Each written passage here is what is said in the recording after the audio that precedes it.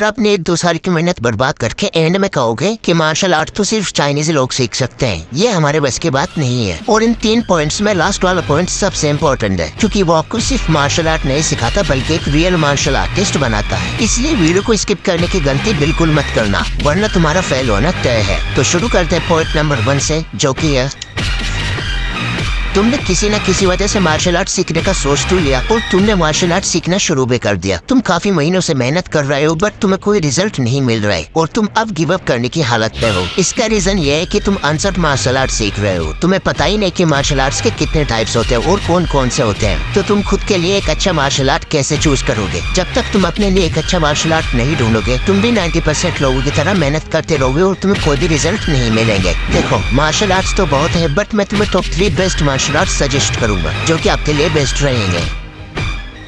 Karate martial art Okinawa Japan से शुरू हुआ था और चीनी मार्शल आर्ट से मुतासिर है। कराटे एक तरीके से स्ट्राइकिंग आर्ट है। इसमें punching, kicking, T, elbows, open hands ऐसी कई टेक्निक्स शामिल हैं। कराटे कम हाइट वाले लोग भी आसानी से कर सकते हैं, क्योंकि कराटे में सामने वाले बंदे को ज्यादातर किक से नॉक किया जाता है। और कराटे की वजह से तुम फिजिकली और मेंटली इतना स्ट्रॉन्ग हो जाओगे कि तुम्हारी काफी बीमारियां भी खत्म हो जाएंगी।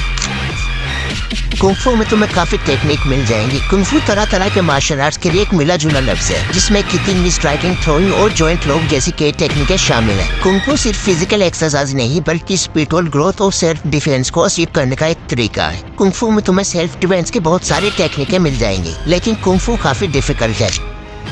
मुए थाई में तुम्हें कई डिफरेंट स्टाइल्स मिल जाएंगे। इस मार्शल आर्ट की वजह से तुम अपने ओपोनेंट्स को कुछ ही देर में ढेर कर सकते हो, चाहे वो कितना भी बड़ा या स्ट्रॉन्ग क्यों ना हो। इसमें पंच, किक्स, एल्बोज और नी स्ट्राइक से ओपोनेंट्स को हिट करना होता है। मुए थाई काफी हद तक बॉक्सिंग जैसा मार्शल आर्ट है, लेकिन ये बॉक्सिंग से बहुत ज्यादा पावरफुल है। अगर तुम्हें मुए थाई सीखना है तो तुम्हें डिसिप्लिन से मेहनत करनी हो। देखो, कुंफू भी एक डिफिकल्ट मार्शल आर्ट है और मुए थाई भी, लेकिन कराटे काफी हद तक इतना मुश्किल नहीं है और काफी पावरफुल मार्शल आर्ट है। तुम्हें इन मार्शल आर्ट में से जो अच्छा लगे तुम वो सीखो, पर मेरी राय ये है कि तुम कराटे सीखो, क्योंकि इसमें हाइट भी मैटर नहीं करती और तुम्हें किसी कंपटीशन में तो जाना नहीं है। तुम्हें सिर्फ स्ट्रीट फाइट के लिए मार्शल आर्ट सीखना है और मेरे ख्याल से स्ट्रीट फाइट में तुम्हें कोई भी मार्शल आर्टिस्ट नहीं मिलेगा, तो तुम आसानी से किसी को भी हरा सकते हो। अगर तुम्हें किसी कंपटीशन में जाना है तो तुम मुए थाई सीख सकते हो। अगर तुम्हें मुए थाई पसंद है तो तुम बस इसके कुछ खास टेक्निकें सीख सकते हो, क्योंकि स्ट्रीट फाइट के लिए इसके कुछ टेक्निकें ही काफी है और ये सब मार्शल आर्ट तुम यूट्यूब से आराम से सीख सकते हो। मैंने इन सब की वीडियो डिस्क्रिप्शन में डाल दी है।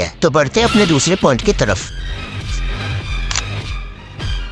ज्यादातर लोग मार्शल आर्ट की प्रैक्टिस करने से पहले वार्म अप, मोबिलिटी, फ्लेक्सिबिलिटी नहीं करते, लेकिन ये ऐसे जरूरी है जैसे कि चाय में शक्कर। यार, वार्म अप में क्या रखा है, सीधा एक्शन करते हैं। अगर तुम भी बिना वार्म अप के प्रैक्टिस शुरू करोगे तो उसकी वजह से तुम्हारी बॉडी में इंजरी भी हो सकती है, और अगर तुम वार्म अप से प्रैक्टिस शुरू करते हो तो तुम्हें काफी बेटर फील होगा और तुम अच्छे तरीके से कर पाओगे। तो जैसे कि neck rotation, hip circles, waist rotation, chest rotation, knee rotation और स्ट्रेचिंग, ये सब करे। मैंने इसकी फुल वीडियो डिस्क्रिप्शन में डाल दी है, सो वार्म अप ना करने की सोचना भी मत, वरना तुम्हें प्रैक्टिस में दिक्कत आएगी। तो चलते हैं तीसरे पॉइंट की तरफ।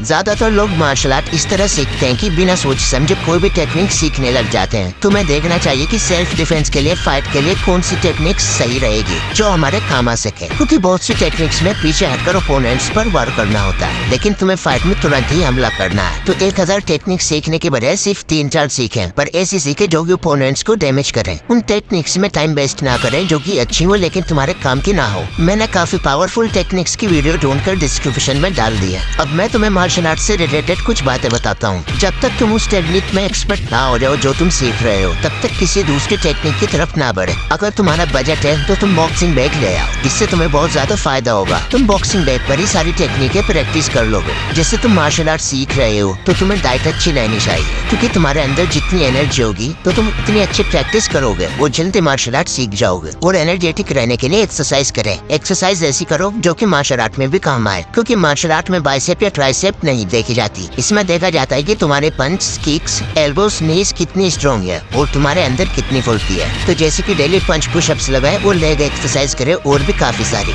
सो अगर तुम इन पॉइंट्स को फॉलो करते हो तो तुम एक रियल मार्शल आर्टिस्ट बन सकते हो। तुम्हारा कोई भी क्वेश्चन हो तो कमेंट करें। मैंने सभी वीडियो डिस्क्रिप्शन में डाल दिए हैं, जाके चेक कर ले। बट तुम्हें पता है कि मार्शल आर्ट के लिए डिसिप्लिन कितना जरूरी है। तो अगर तुमने ये वीडियो नहीं देखी तो जाकर देख लो, तभी तुम एक रियल मार्शल आर्टिस्ट बन पाओगे।